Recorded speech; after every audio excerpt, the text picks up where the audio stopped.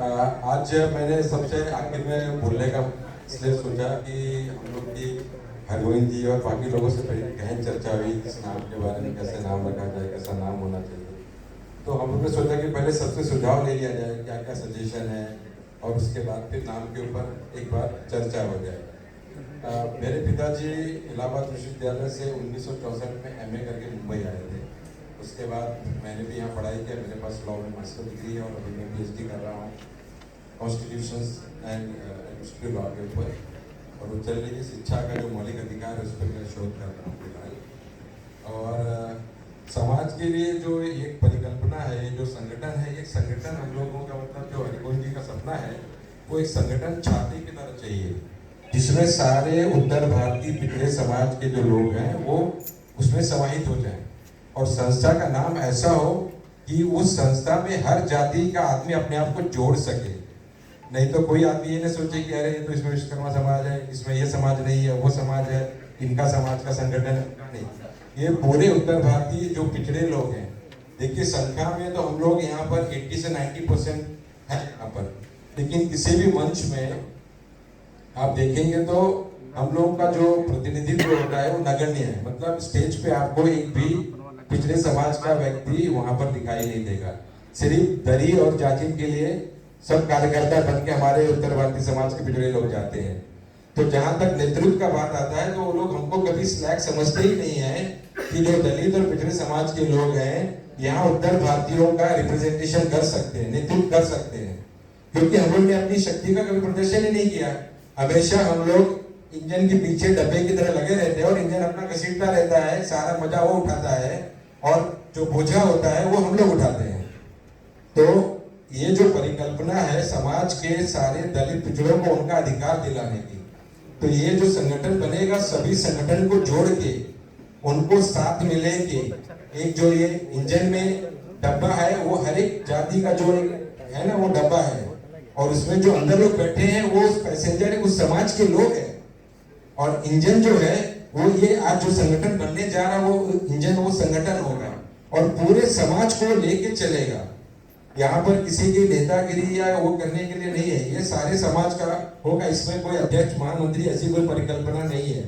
यहाँ पर जो होगा एक कोर कमेटी जैसी होगी और जो सभी लोगों को जोड़ के चलाएगी, और वो संस्था का नाम ऐसा मेरा अभी अनुभव से आ रहा है कि इतने सारे डिस्कशन हुए, बहुत लंबा चौड़ा नाम रखने से क्या होगा आपकी संस्था का जो है ना उसका वो मजा चला जाएगा। और हमेशा हम लोग क्या होता है अपने आप को हमेशा दलित पिछड़ा लिखते लिखते लिखते हम लोग वही बन गए हैं। आप अगर अपने आप को वो सोचोगे जो आपको दूसरे लोग बता रहे हैं तो आप वैसे ही बन जाएंगे। भगवान बुद्ध ने कहा है जो जैसा सोचता और करता है ना वो वैसा ही बन जाता है। तो हम लोग को अपना हर जगह ये दलित पिछड़े का टैग अपने माथे में क्यों ये मुझे समझ में नहीं आता है। तो मैंने ऐसा सोचना है कि ये जो भी सारे लोगों के सजेशन आया है तो ये इस तरह से रख सकते हैं, उत्तर भारतीय बहुजन समता परिषद भी हो सकता है इसका नाम। तो इसमें किसी एक विशेष जाति या उसके लिए नहीं होगा, और जो बहुजन समाज है उसको ये संस्था रिप्रेजेंट करेगी तो बहुजन शब्द आप ले सकते हो। और समता मतलब समता मूलक ये हमारा विचारधारा है, इसके लिए इसमें समता शब्द आना चाहिए। और ये एक परिषद है जो सभी संगठनों को लेके चलेगी। तो ये परिषद का काम होगा एक बोलते हैं ना जो थिंक टैंक की तरह से होगा, जो सारे समाज के लोगों की जो प्रॉब्लम होगी उसके लिए सॉल्यूशन उपलब्ध करा के देगी, आपके साथ में खड़ी रहेगी, आपके साथ में लड़ेगी, आपको आगे लेके चलेगी, जहां जरूरत है वहां पर आपको ले जाके वहां पर खड़ा कर देगी, और आपके अधिकारों के बारे में वहां पर लोगों को बताएगी, सरकार को बताएगी, नेताओं को बताएगी। क्योंकि अब जो है ना ये दरी उठाने का काम बंद करना चाहिए और लीडर बन के नेतागिरी का काम करना चाहिए। अभी आपको मैं ताजा रिपोर्ट दिखाता हूँ, मेरे पास अभी 10 मैसेज आया है। उत्तर प्रदेश में विधानसभा में नेता प्रतिपक्ष किसको चुना होगा बताइए मेरे को। माता प्रसाद पांडे जी उत्तर प्रदेश का नेता प्रतिपक्ष चुना गया आज।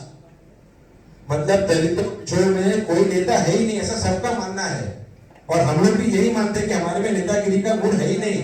हम लोग सिर्फ बोझा उठाने के लिए पैदा हुए हैं और जिंदगी भर वही लेके चलते रहेंगे। तो ऐसा नहीं चलने वाला है। आप अगर अपनी सोच नहीं बदल सकेंगे तो आप समाज में परिवर्तन कभी नहीं ला सकते हो। समाज को बदलना है तो पहले अपने आप को बदलो, अपनी सोच को बदलो। बड़ा सोचोगे तो बड़ा बनोगे, तभी आगे जाओगे। नहीं तो जिंदगी भर वही गुलामी करोगे। और इसीलिए महात्मा बुद्ध जी ने कहा था, अगर गुलाम को गुलामगिरी का एहसास करा देंगे तो वो गुलामी तुरंत छोड़ देगा, और हम लोग अगर गुलामी नहीं छोड़ेंगे तो कभी आगे नहीं बढ़ पाएंगे।